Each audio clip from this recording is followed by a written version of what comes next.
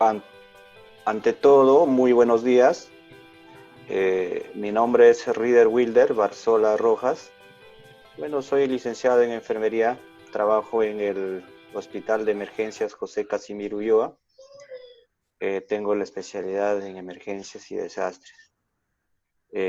Quiero agradecerles a ustedes y a la vez felicitarles por la acogida a este curso, que es la diabetes mellitus. Una enfermedad hoy en día que ha causado muchos problemas a nivel de salud pública y que la población mayores de 30 años vienen padeciendo esta enfermedad que no es infecto contagiosa, sino que es de lo contrario hereditario y que el ser humano lo adquiere pues por el estilo de vida que tiene en su rol cada día de supervivir. Entonces, si hablamos de diabetes mellitus, estamos hablando de una enfermedad que ha crecido bastantemente hasta el 2020.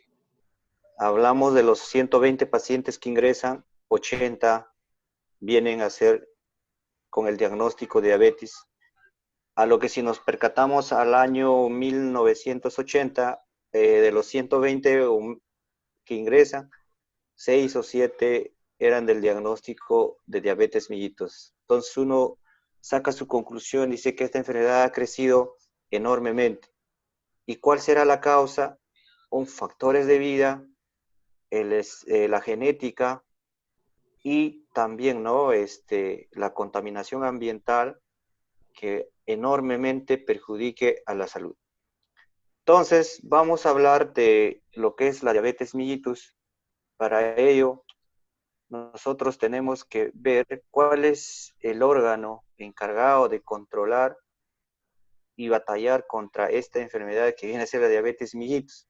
La diabetes mellitus, por ende, tiene un agente causal importante. ¿Cuál es? El incremento de azúcares dentro del organismo, es decir, excesiva cantidad de azúcar dentro del organismo. ¿Y quién regula esta excesiva cantidad de azúcar dentro del organismo?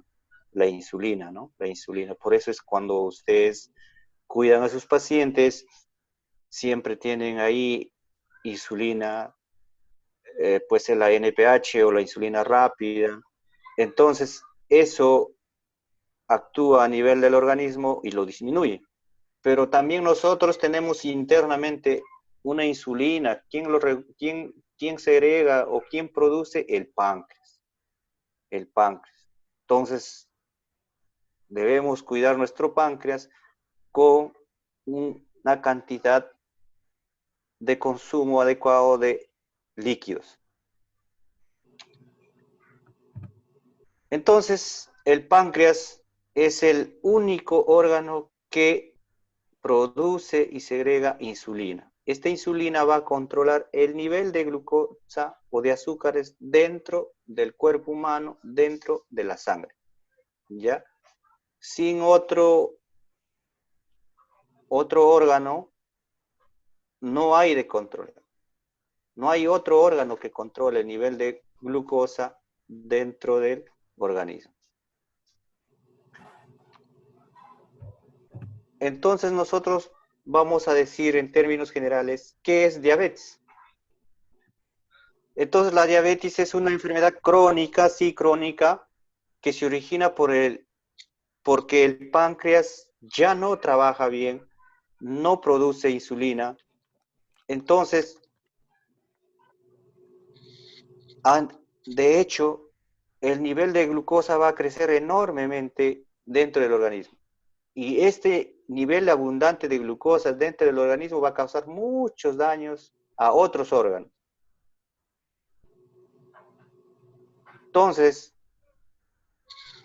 cuando nosotros decimos, ¿y qué pasará si no hay insulina dentro del cuerpo? Entonces, ahí las consecuencias vienen con infartos de miocardio, con infartos cerebrales, con daños a nivel del riñón, todo por el exceso de glucosa dentro del organismo. ¿Por qué? Porque la insulina no está produciendo, no ha sido producido por el páncreas. Entonces, vamos a hablar varios tipos de diabetes. la diabetes tipo 1, la diabetes tipo 2 y la diabetes también en los gestantes. ¿Ya? Entonces de ello vamos a ver la diabetes tipo 1. ¿Ya? En la diabetes tipo 1, el páncreas no produce insulina. Esta es la hormona encargada de convertir el azúcar y los almidones en energía. ¿Ya?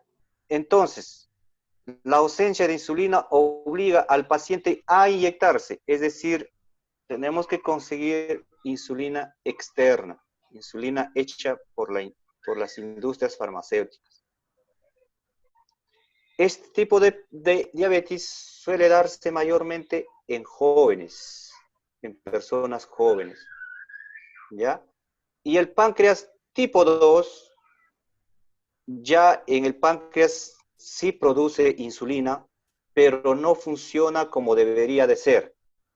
Hay fallas. Normal, nuestro páncreas ha producido la insulina, pero esto no funciona, por lo que el azúcar va a hacer su aumento en la sangre. Entonces el paciente debe alimentarse sanamente, hacer ejercicio y seguir su medicamento si se le puede recetar, ¿no? Los médicos, algunos tienen ese obstáculos de conseguir medicamentos porque hoy en día, por ejemplo, en esta pandemia, no se puede ni conseguir los medicamentos porque ya ir a una farmacia o a un hospital hay que tener bastante cuidado. Entonces, para ello debemos utilizar bastante lo que es la alimentación adecuada, poco en azúcares, poco en grasa. Y además en esta diabetes tipo 2 suele darse en personas mayores de 40 años.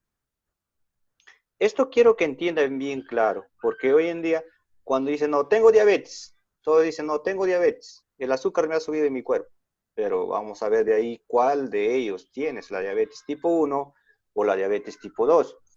Entonces, que quede bien claro esto, en la diabetes tipo 1, el páncreas no produce insulina. Es decir, le han extraído el páncreas, por ejemplo, por un tumor, no hay páncreas y no va a producir insulina. O ha sufrido un accidente de tránsito, o se ha caído desde una altura, u otro accidente que haya tenido, entonces le han extirpado el páncreas, o el páncreas se ha necrosado, y no hay páncreas y ya no hay producción de insulina. O en el peor de los casos, el páncreas no quiere trabajar y nunca produce insulina. Ese es el tipo de diabetes tipo 1. No hay producción de insulina. Entonces, como no hay insulina dentro del cuerpo, ¿qué hace? Los médicos lo van a recetar, tienes que administrarte insulina comprando de las farmacias, de las industrias farmacéuticas como la NPH, la rápida. Entonces, y mayormente esto sucede en pacientes jóvenes, ¿ya?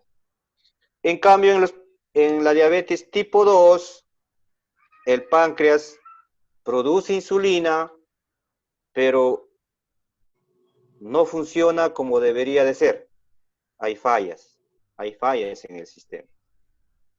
Por lo tanto, si hay fallas, no está llegando bien la insulina a todas partes del cuerpo, entonces el azúcar va a aumentar. Entonces, el paciente aquí en la diabetes tipo 2 tiene que alimentarse sanamente. ¿Cómo es sanamente? La dieta tiene que ser bastante baja en azúcares, bastante baja en grasas y en carbohidratos.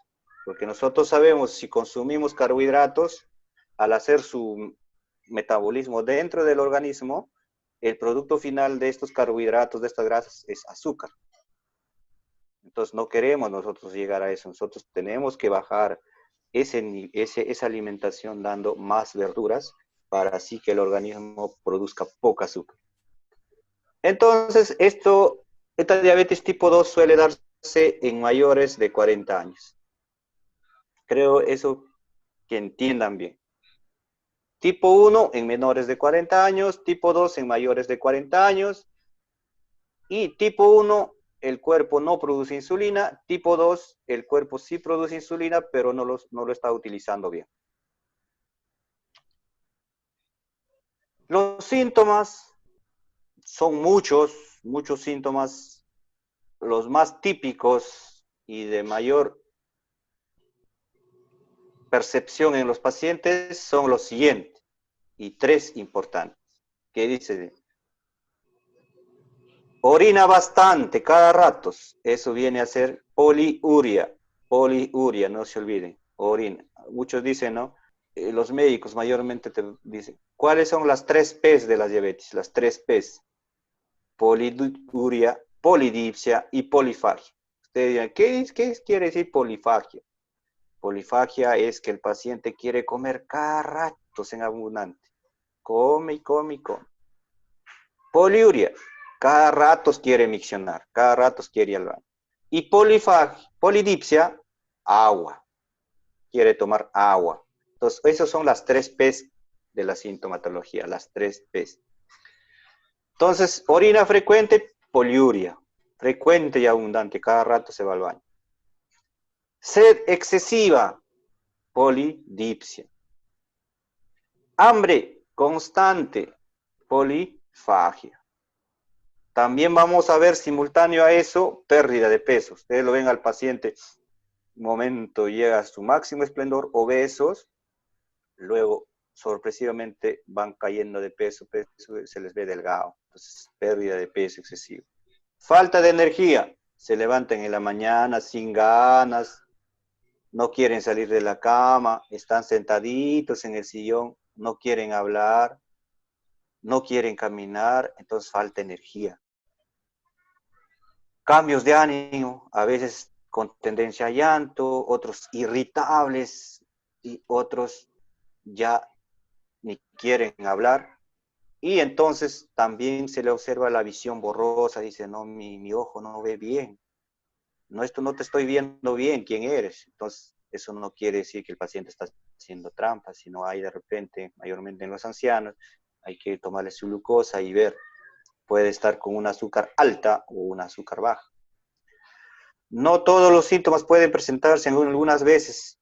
Algunos, como les dije, las 3 P's son importantes, pero como puede ser visión borrosa o pérdida de peso, no necesariamente va a estar.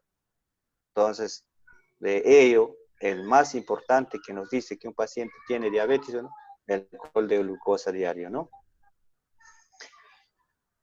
También vamos a ver heridas, mayormente en los pies, en las partes distales del cuerpo, en los pies, en las manos, mayormente se hace dueño del talón y del dedo gordo. ¿Por qué dirá? La pregunta es, sí, pero ¿por qué ahí? Porque cuando hay aumento excesivo de azúcar o glucosa en el organismo, esto tiende a dañar rápidamente a los riñones. Hace que la circulación de la sangre sea deficiente en las partes distales del cuerpo. Entonces, cuando nosotros al pacientito le ponemos un zapato bien ajustado, una medias bien ajustada, entonces, por la comprensión que tiene, no llega bien la sangre a la punta del dedo gordo o al talón. Entonces, como no llega flujo de sangre, esto se necrosa, se hace herida. Entonces, cada día ustedes van viendo, cada día avanza más rápido, más rápido. Entonces, hasta nos puede llevarlo a amputarlo al paciente. Y es más, sería que la herida vaya limpia, ¿no? No, como es el talón del pie, rápido se contamina, o la uña del dedo gordo se contamina, entonces se infecta ahí, crece el daño y nos lleva a una infección que nos puede conducir a una amputación. También vamos a ver estados de inconsciencia frecuentes.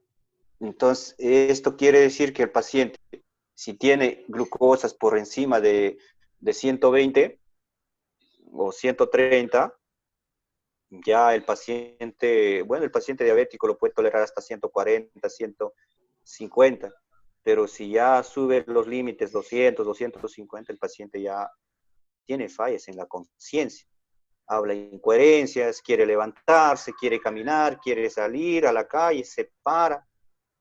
O también cuando tiene al revés, menores de 60, 60 miligramos por decilitro de glucosa, llega a los 50, a los 40, uy, paciente nadie lo va a poder controlar, quiere levantarse, quiere irse, o habla incoherencias. Entonces, son las sintomatologías en el estado de conciencia. También presentan hormigueo o adormecimiento en las manos, en los pies. Ya eso viene por el problema de que como ahí está déficit en azúcar o abundante azúcar, entonces la irrigación sanguínea está llegando con dificultad a las partes distales, por eso es el adormecimiento. La irritabilidad, irritables, no todos, obviamente, como digo, pues en algunos. La irritabilidad es enorme porque no quieren hablar, si le hablas no te contestan, algunos se ponen agresivos, entonces eso también nos ayuda a determinar, ¿no? Una de las sintomatologías que nos puede ayudar a ver si el paciente está bajo o alto en azúcar.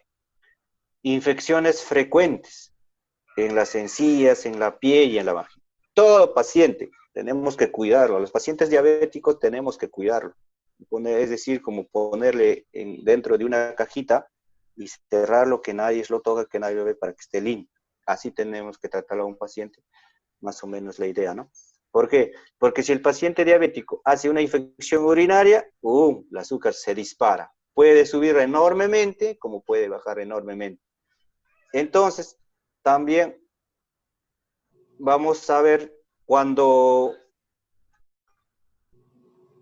de repente lo sacamos a un parque donde hay mucha abundante de personas y por ahí alguien estornuda, está con gripe o está con neumonía simple, pasa el virus o la bacteria, lo contagia y el paciente se descompensa. Recuerden que todo paciente diabético en su totalidad son inmunodeprimidos. Rápidamente pueden adquirir una enfermedad y descompensarse rápidamente. Descompensarse quiere decir que inmediatamente adquieren una enfermedad, el azúcar se eleva, dentro de la sangre los leucocitos, todos se elevan, por los leucocitos obviamente, por batallar contra la infección.